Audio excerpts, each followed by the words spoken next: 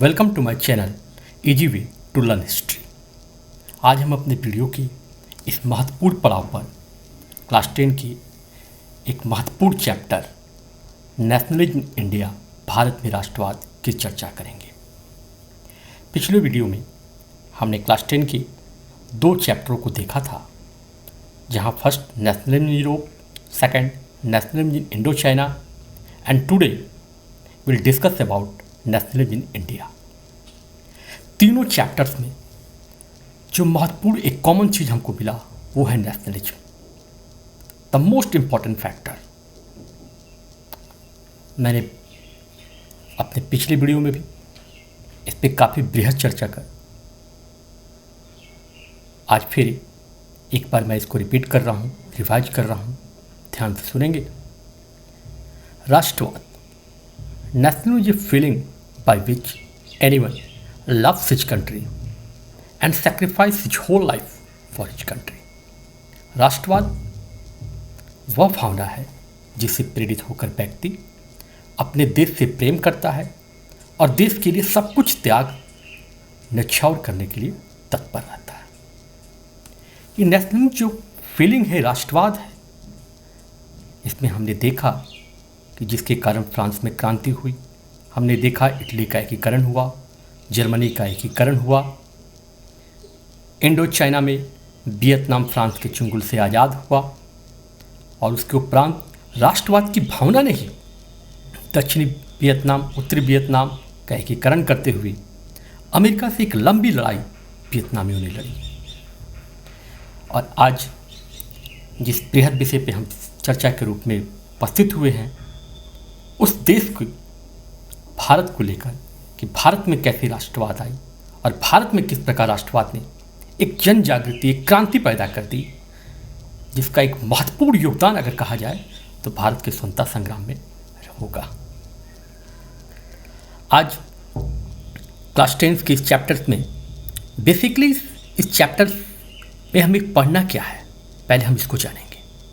Chapters में महत्वपूर्ण रूप से हमें गांधी जी के बारे में और गांधी जी के इर्द गिर्द ही सारे चैप्टर को स्वतंत्रता संग्राम के रूप में पिरोया गया है, बताया गया है।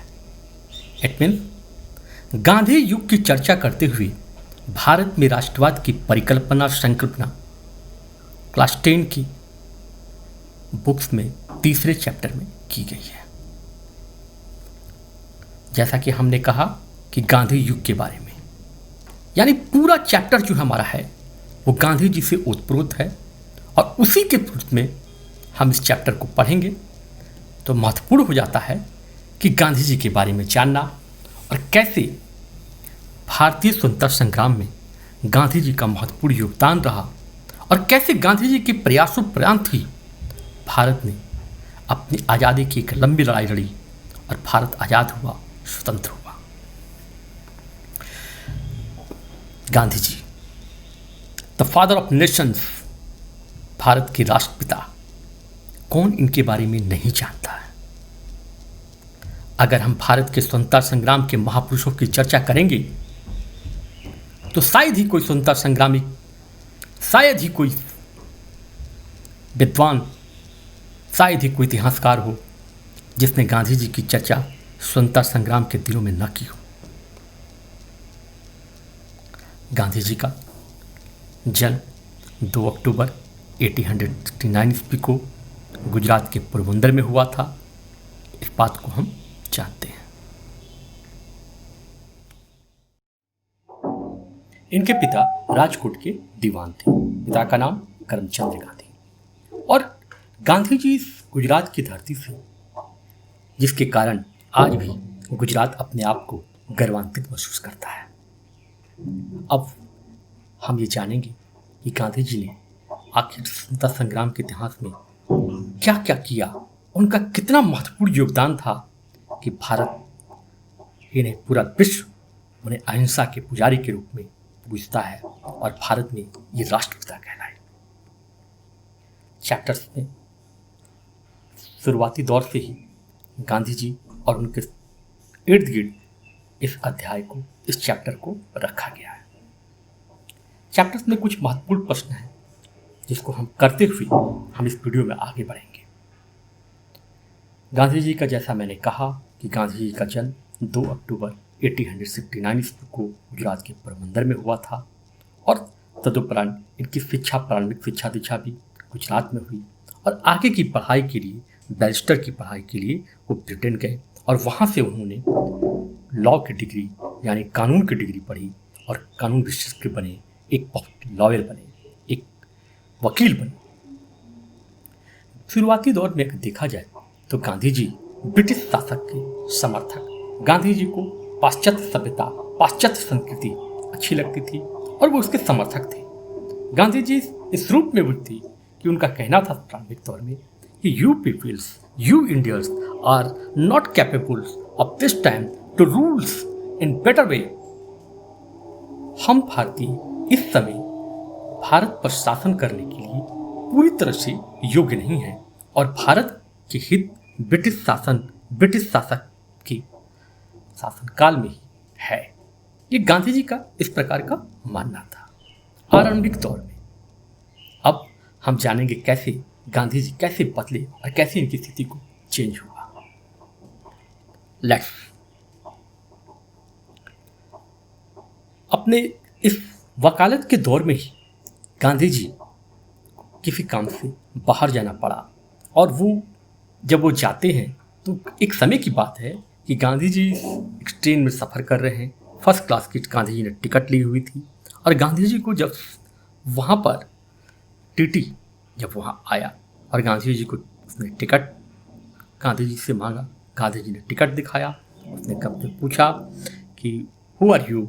गांधी जी ने कहा कि I am Indian and I have a ticket to seat the first compartment of this train, कि मेरे पास टिकट है, मैं फर्स्ट कंपार्टमेंट में बैठा हूँ।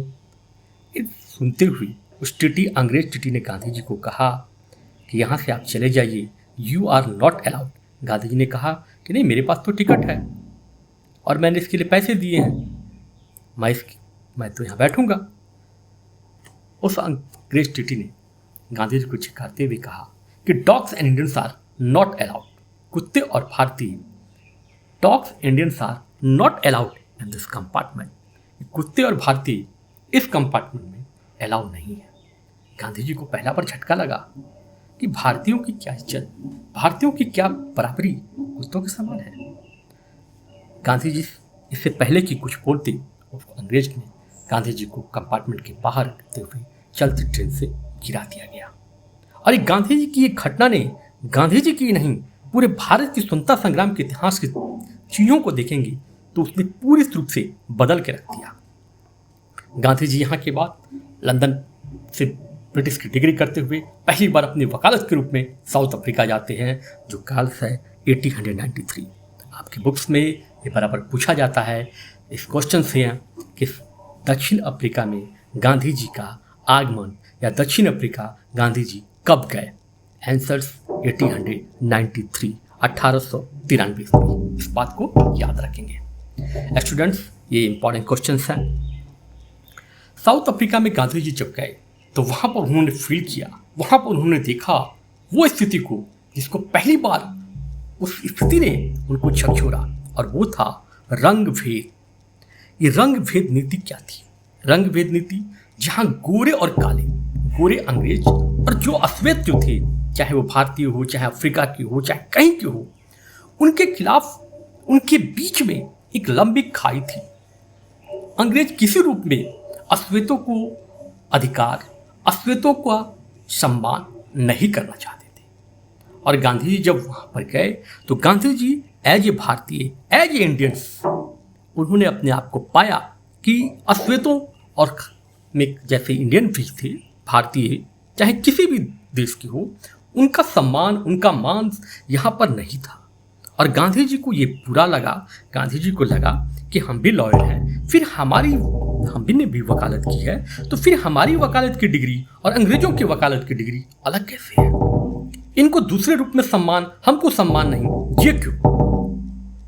और गांधी जी ने जब पाया कि वहाँ पर सभी अश्वेत अंग्रेजों के जुल्म से त्रस्त थे, परेशान थे, और गांधी जी ने पहली बार उनके सम्मान पर जो पीड़ा, उनके सम्मान को जो ठेस लगी थी, उस सम्मान की लड़ाई लड़ने के लिए गांधी जी पहली बार आगे आते हैं और सारे अस्तित्व को इकट्ठा करते हैं और कहते हैं कि जब तक हमें मान सम्मान से कोई समझौता नहीं करना है और जब तक हमको अपना अधिकार नहीं मिल जाता है, अंग्रेज अस्तित्व पर जुल्म खत्म नहीं कर देते हैं, तब तक हम एक आंदोलन करेंगे।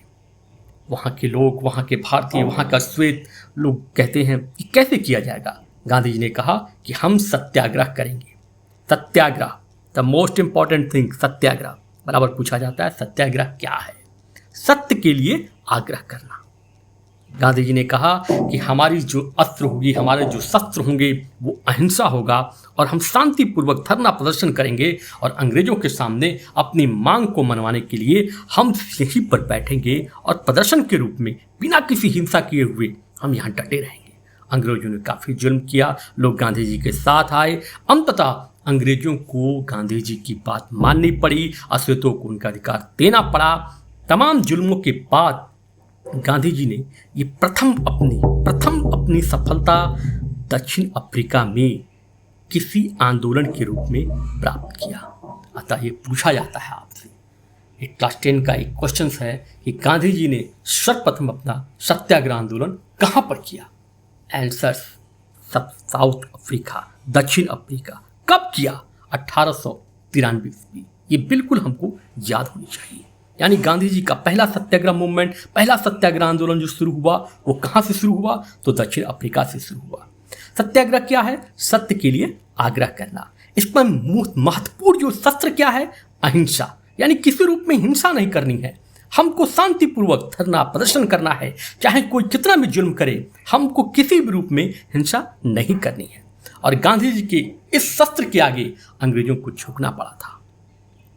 गांधी जी की इस चीज को सुनकर भारत में जो रहने वाले भारतीय जो थे, जो अंग्रेजों के खिलाफ लड़ रहे थे, उनको लगा कि कौन ऐसा बंदा, कौन ऐसे व्यक्ति जो भारत का ही है और जिसने जाके साउथ अफ्रीका में, दक्षिण अफ्रीका की धरती पर जाके अंग्रेजों को झुका दिया है, अंग्रेजों को अपनी बात मनवाने के लिए मजबूर कर दिया है। तो ऐसे व्यक्ति को भारत में निमंत्रण दिया जाए। ऐसा व्यक्ति जो भारत का है, तो क्यों ना भारत की स्वतंत्रता संग्राम के लिए, भारत की बातों के लिए, भारत की आज़ादी के लिए, भारत के लोगों के हक के लिए उसको बुलाया जाए।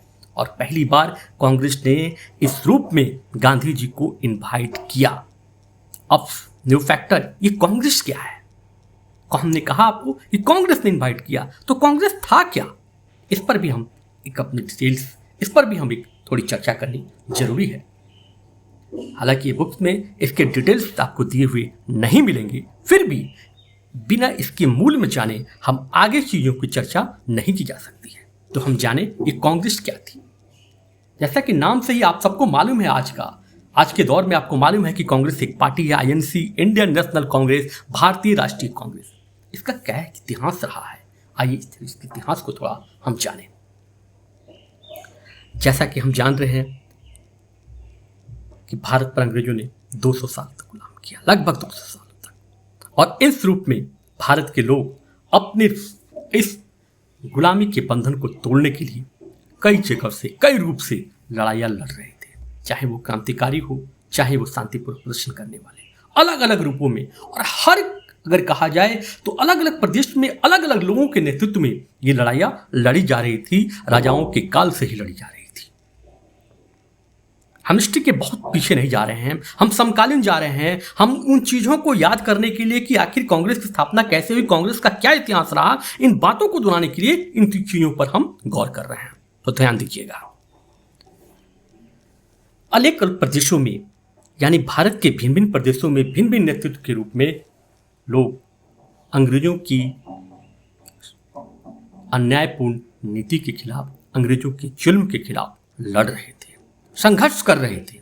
ऐसे में जैसा कि कहा जाता है कि एकता में ही बल होता है, और इस रूप को सबसे पहले अनुभव किया सुरेंद्रनाथ बनर्जी ने। सुरेंद्रनाथ बनर्जी ने 1884 में आह्वान किया कि भारत में सभी लोग अंग्रेजों के जुल्मों के खिलाफ अलग अलग प्रदेशों में अलग अलग रूप में लड़ रहे हैं, जो कि हमारी लड़ाई जो है इस रूप में कमज़ोर हो रही है, तो जब मकसद एक है कि अंग्रेज़ों के खिलाफ, अंग्रेज़ों के जुल्मों से और भारतीयों को अधिकार दिलाने के लिए ये लड़ाई लड़ी जा रही है, तो क्यों ना एक ऐसा प्लेटफॉर्म, एक ऐसा मंच बनाया जाए, एक ऐसा रूप बनाया जाए जिसमें विभिन्न प्रदेशों के जितने भी हमारे संगठनात्मक जो नेता हैं, युवा हैं, वो एक छत्र के नीचे और एक रूप में आए और एक नई पार्टी के रूप में वो आकर लड़ाई को लड़े, जो पूरे भारत की एक संस्था बने, जो पूरे भारत का नेतृत्व करते हुए भारत के विभिन्न लोगों को एक में जोड़े। उन्होंने उदाहरण दिया था कि एकता में ही बल होती है। आपको मालूम, सभी जानते हैं, बचपन से हम इस कहानियां सुनते आए हैं कि एक लकड़ी को तोड़ना होगा तो बिल्कुल आराम से टूट जाएगा, लेकिन लकड़ी को जब जोड़ दिया जाए, उसका डंठल बना दिया जाए, तो उसको तोड़ना मुश्किल हो जाता है। It means unity is the strength, एकता में ही बल है। और इस बात को सबसे पहले महसूस सुरेंद्रनाथ बनर्जी ने किया, अपने लेखों में लिखा, और उन्होंने 1884 ईस्वी में भारत के तमाम जितने स्वतंत्रता सेनानी थे, जितने हमारे विद्वान थे, जितने हमारे लोग जो अंग्रेजों के जुल्म के खिलाफ लड़ रहे थे, उनको एक छत्र के नीचे आह्वान किया कि आप पूना में आए और पूना में भारतीयों का एक महासम्मेलन रखा जाएगा, चाहे वो किसी पार्टी से जुड़े हो लोग। हुआ 1884 में, जिसमें आह्वान सुरेंद्रनाथ बनर्जी ने पूना में किया, लेकिन अनफॉर्चुनेटली पूना में,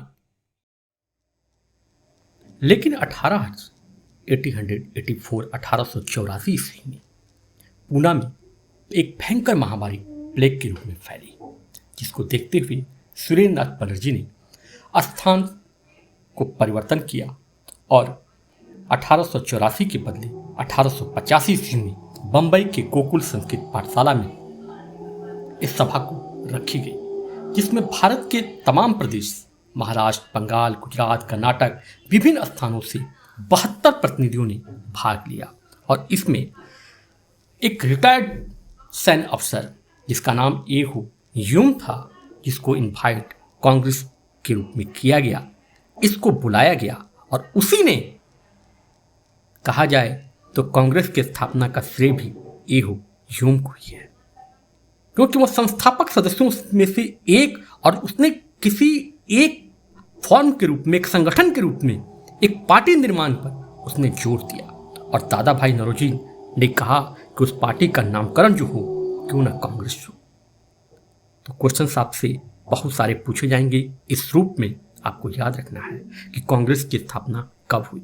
कांग्रेस की स्थापना अगर कहा जाए तो 28 दिसंबर 1885 ईस्वी को हुई। याद रखना हमें, 28 दिसंबर 1885 ईस्वी को हुई। कांग्रेस की प्रथम बैठक कहाँ पर हुई थी? बंबई में हुई थी। इस बैठक में कितने सदस्यों ने भाग लिया ना? तो 72 प्रतिनिधियों ने, 72 सदस्यों ने भाग लिया था। हर बैठक की तरह इस बैठक में भी एक अध्यक्ष को चुना गया और उसका नाम था WC बनर्जी। तो आपसे क्वेश्चन पूछे जाएंगे कि कांग्रेस के प्रथम अध्यक्ष कौन थे? Answer very clear, WC Banerjee. WC Banerjee Congress के प्रथम अध्यक्ष थे। अब इस सम्मेलन में, इस संस्था के नामकरण के बाद, जिसका नामकरण INC भारतीय राष्ट्रीय कांग्रेस रखा गया। अब इस भारतीय राष्ट्रीय कांग्रेस में सर्वसम्मत से एक सहमति बनी कि after every years Congress will constitute a meeting in different parts of province of India and different leadership under the different leadership। ध्यान रखने की बात है, इसमें कहा गया कि कांग्रेस प्रत्येक साल कम से कम एक बैठक जरूर करेगी और विभिन्न प्रदेशों में करेगी और विभिन्न लोगों की अध्यक्षता में करेगी। और ये हुआ भी 1886 ईस्वी में। इसी तरह बैठक की गई कलकत्ता में, जिसकी अध्यक्षता दादा भाई नौरोजी ने की थी। 1887 ईस्वी, 1888 में मद्रास में की गई। बद्रुद्दीन तैयब जी ने इसकी अध्यक्षता की थी। 88 में बम्बई में की गई थी। 89, 90 इसी तरह करते हुए आज भी कांग्रेस की इस बैठक इस रूप में चली आ रही है। और उस स्वतंत्रता संग्राम के समय कांग्रेस का निर्माण इस रूप में नहीं हुआ था। हमें ध्यान रखना होगा कि कांग्रेस का निर्माण इस रूप में नहीं हुआ था कि कांग्रेस स्वतंत्रता की लड़ाई लड़ेगी भारतीयों के लिए, बल्कि कांग्रेस का निर्माण एहो ह्यूम के प्रयास से, कांग्रेस का निर्माण उन 72 प्रतिनिधियों के सहयोग से, कांग्रेस का निर्माण भारतीय राष्ट्रीय कांग्रेस की इस रूप में किया गया था कि भारतीयों को ब्रिटिश शासक से अधिक सहूलियत दिलाना, भारतीयों को अपना अधिकार दिलाना और ब्रिटिश शासक से कितना अधिकार अब हम ले सकते हैं उन पर दबाव डालने की रणनीति से कांग्रेस की स्थापना हुई थी। तो बिल्कुल क्लियर होना चाहिए कि भारतीय राष्ट्रीय कांग्रेस की स्थापना प्रारंभिक दौर में स्वतंत्रता कराने के लिए यानी स्वतंत्रता की लड़ाई लड़ने के लिए नहीं हुई थी, भारतीयों को अपना अधिकार दिलाने के लिए हुआ था। बिल्कुल क्लियर होना चाहिए बात। नेक्स्ट, इसी रूप में जब भारतीय राष्ट्रीय कांग्रेस भारतीयों के अधिकारों की लड़ाई लड़ रही थी ब्रिटिश शासक से, ब्रिटिश सरकार से और ब्रिटिश के हुक्मरानों से, उनको इसी रूप में हम अपने चैप्टर की तरफ, मूल चैप्टर की तरफ लौट रहे हैं, जहां पर हमने गांधी जी को अभी की बात की थी कि गांधी जी ने दक्षिण अफ्रीका में एक अभियान छेड़ा, दक्षिण अफ्रीका में पहला सत्याग्रह मूवमेंट किया, 1893 ईस्वी की धरती से रंगभेद की नीति के खिलाफ गांधी जी ने आवाज उठाई और गांधी जी को सत्याग्रह में सफलता मिली थी, जिसके कारण कांग्रेस ने, भारतीय राष्ट्रीय कांग्रेस ने गांधी जी को इनवाइट किया कि आप भारतीय हैं, भारत की धरती पर आए, भारत के लोगों को उनके अधिकारों से जो वंचित हैं, ब्रिटिश शासक द्वारा किए गए हैं, उनसे आप मुक्ति दिलाइए, उसके लिए आप कांग्रेस का साथ दीजिए और आप नेतृत्व प्रदान कीजिए भारतीयों के लिए। गांधी जी ने कांग्रेस की इस मत को स्वीकारा और इस रूप में गांधी जी का सर्वप्रथम भारत में राजनीतिक रूप से आगमन 1915 ईस्वी में किसी राजनेता के रूप में, इसी राजनीतिक रूप में अगर देखा जाए तो 1915 ईस्वी में गांधी जी का भारत में आगमन हुआ। याद रखना है, क्लियर कंसेप्ट रखना है कि आपसे पूछा जाएगा कि राजनीतिक रूप से भारत में गांधी जी का आगमन कब हुआ। अभी तक गांधी जी भारत के थे, भारत से बाहर गए, भारत में आए, लेकिन कभी भी उनका इस रूप में मकसद नहीं रहा कि भारतीयों के लिए वो एक नेतृत्व प्रदान करें। पहली बार उन्होंने कांग्रेस की बात सुनी और उन्होंने कांग्रेस के निमंत्रण को स्वीकारा और उस रूप में, राजनीतिक रूप से वो भारत में उनका आगमन हुआ 1915 ईस्वी में। और आने के साथ वो भारत में सर्वप्रथम गोपाल कृष्ण गोखले से मिले। गोपाल कृष्ण गोखले, जिनको महात्मा गांधी का राजनीतिक गुरु माना जाता है। महात्मा गांधी ने राजनीति की जो शिक्षा दीक्षा प्रारंभिक दौर की प्राप्त की थी, वो गोपाल कृष्ण गोखले से ही प्राप्त की थी। Most important question, Mahatma Gandhi के राजनीतिक गुरु कौन थे? महात्मा गांधी के राजनीतिक गुरु गोपाल कृष्ण गोखले थे। महात्मा गांधी 1915 ईस्वी के बाद भारत में आने के साथ भारत के विभिन्न प्रदेशों में उन्होंने भ्रमण किया, उन्होंने घूमे, ताकि उन्होंने कहा कि भारतीयों की स्थिति को मैं पहले समझना चाहता हूँ, मैं देखना चाहता हूँ कि भारत में क्या, हमारे बीच में क्या कमी है, भारत किस रूप में है, ब्रिटिश शासक द्वारा किस रूप में भारत को अभी तक अपने अधिकारों से वंचित रखा गया है।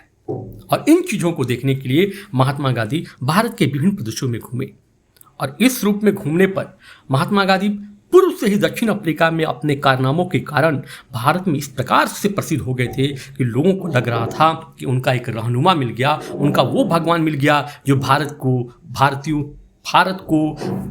के लिए ब्रिटिश शासक से मुक्ति दिलाएगा और ब्रिटिश शासक से उनके अधिकार को दिलाएगा। जहां महात्मा गांधी गए वहां पर लाखों हजारों की तादाद में भीड़ जमा हो जाती थी कि एक महापुरुष आया है जिसने दक्षिण अफ्रीका में अंग्रेजों को झुकाया है, जिसने दक्षिण अफ्रीका में अंग्रेजों को झुका दिया, वो हमारे यहाँ आया है, हमारे भी दुख दर्द को वो दूर करेगा। इस रूप में गांधी जी की प्रसिद्धि हो चुकी थी।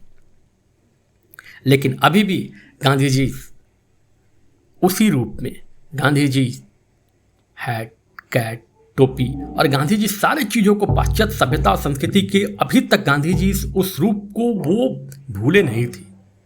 गांधी जी उस रूप को अभी भी पसंद कर रहे हैं। अभी भी ब्रिटिश शासक को, सारे चीज़ों को वो एक रूप में, ऐसा नहीं है कि वो ब्रिटिश शासक को नकार रहे हैं, ब्रिटिश शासन को खराब मान रहे थे। पाश्चात्य सभ्यता और संस्कृति के लिए उनके मन में अभी भी प्रेम था और वो अभी भी ब्रिटिश शासक को भारत के लिए इस परिस्थिति में उपयुक्त मान रहे थे। और यही कारण है कि जब गांधी जी की इस छवि को, गांधी जी के इस चीज़ों को अंग्रेज भी पहचान चुके थे, साउथ अफ्रीका से, दक्षिण अफ्रीका से ही। और इस रूप में गांधी जी को उन्होंने भी सर्वप्रथम वो स्थान प्रदान किया जो अन्य भारत के जितने भी हमारे विद्वान, जितने भी हमारे राजनेता थे, उनको नहीं था, उनको नहीं प्रदान किया था। 1915 में महात्मा गांधी जी का भारत में राजनीतिक रूप से आगमन, और आगमन के पश्चात क्या काल था, क्या वो समय था, याद कीजिए जरा। 1915, रिमेंबर इट, वो काल प्रथम विश्व युद्ध का था। क्वेश्चन आपसे पूछे जाएंगे कि प्रथम विश्व युद्ध का काल कब से कब तक था। आपको जैसा कि मालूम है कि प्रथम विश्व युद्ध का काल 1914 से लेकर 1918 ईस्वी का था, और उस समय ब्रिटिश शासक प्रथम विश्व युद्ध में शामिल ब्रिटिश शासन, ब्रिटिश कहा जाए तो प्रथम विश्व युद्ध में एक निर्णायक भूमिका के रूप में लड़ रहे थे, और उनको सिपाहियों की जरूरत थी, और सिपाही के रूप में वो भारतीयों को ब्रिटिश सिपाही में भर्ती करते थे।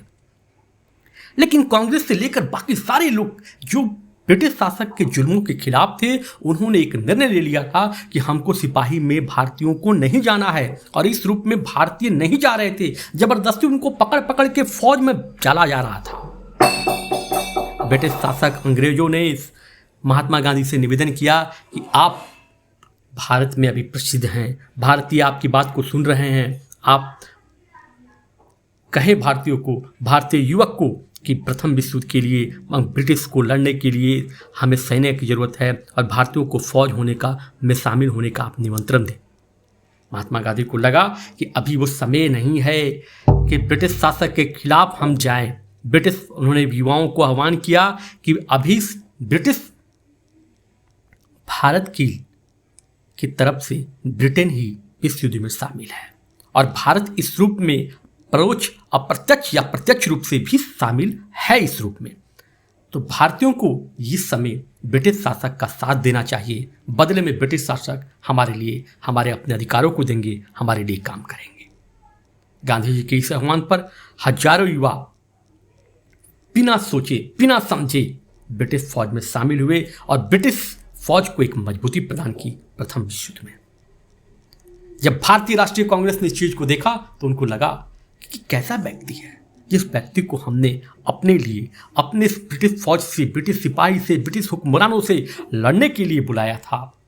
उसके सत्य और अहिंसावादी चीजों को देखकर हमने बुलाया था, उसके सत्याग्रह मूवमेंट को हमने देखकर बुलाया था। वो व्यक्ति ब्रिटिश शासक, ब्रिटिश चीजों को समर्थन कर रहा है, युवाओं को ब्रिटिश फौज में शामिल होने का निमंत्रण दे रहा है, और युवा जा रहे हैं। इसी पर कांग्रेस ने उनको कहा ये ब्रिटिश सर्जेंट है।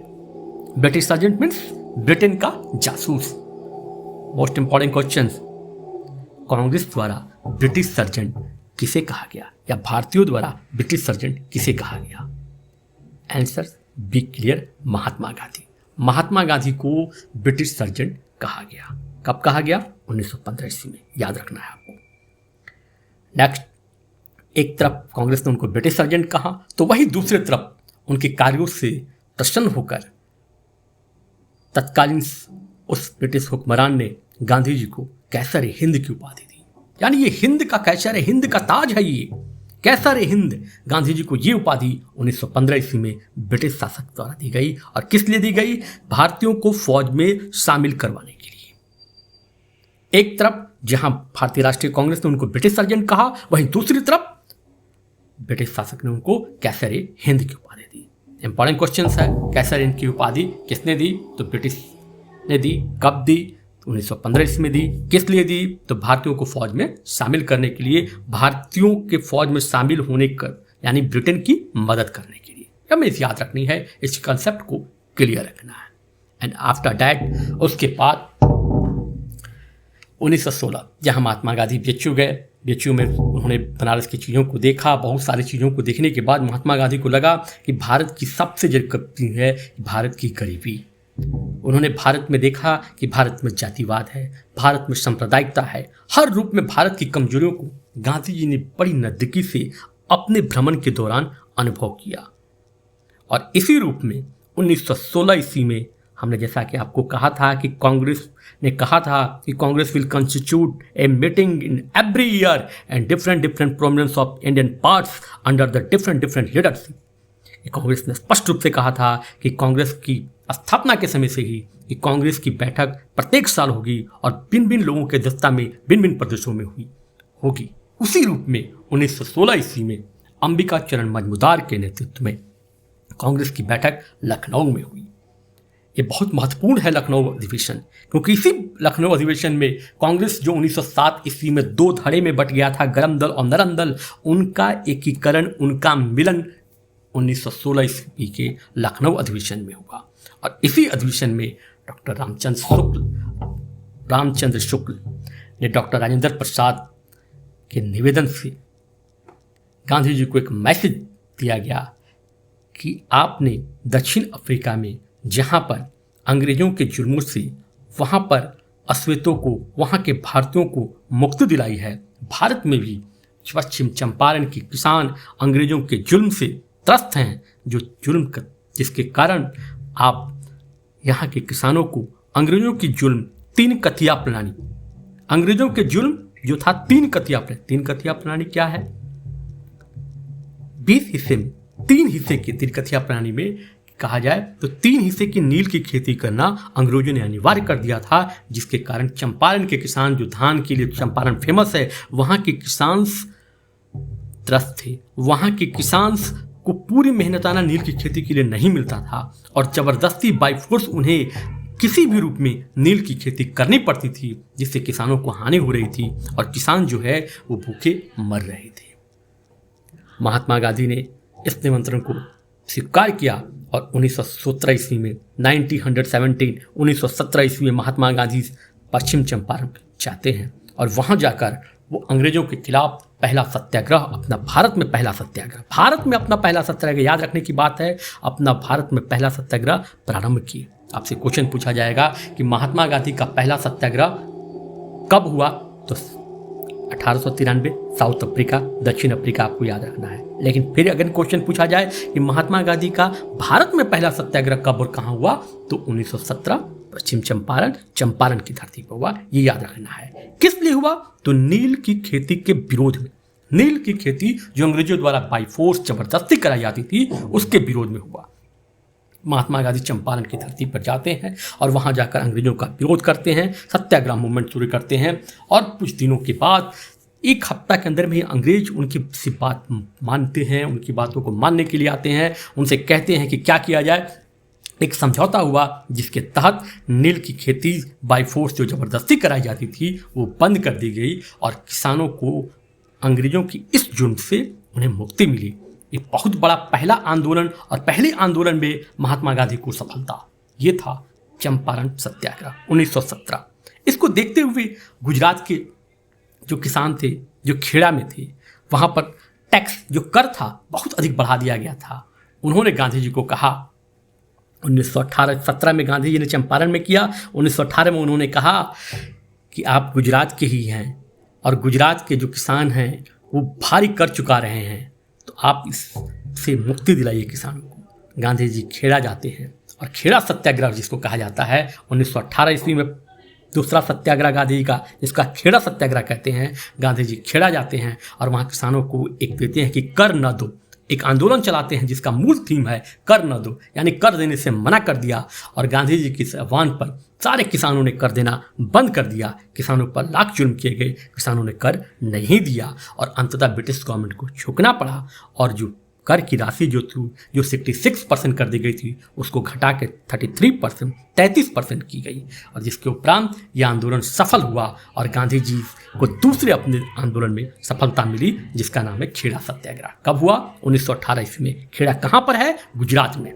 और ये आंदोलन किससे प्रेरित था, आंदोलन कर नहीं देने से। आंदोलन किसके लिए था, किसानों के लिए। हमेशा इस कंसेप्ट को क्लियर रखना है।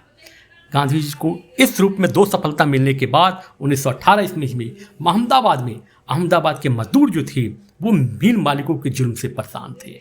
उन्हें अधिक वेतन नहीं मिलता था, उन्हें 24 घंटे काम करने होते थे, उन्हें कोई भी छुट्टी नहीं थी, उन्हें कोई भी चिकित्सालय मेडिकल व्यवस्था उनके लिए नहीं थी और उन सभी कामों, छोटे छोटे बच्चों को कारखानों में लगाया जाता था।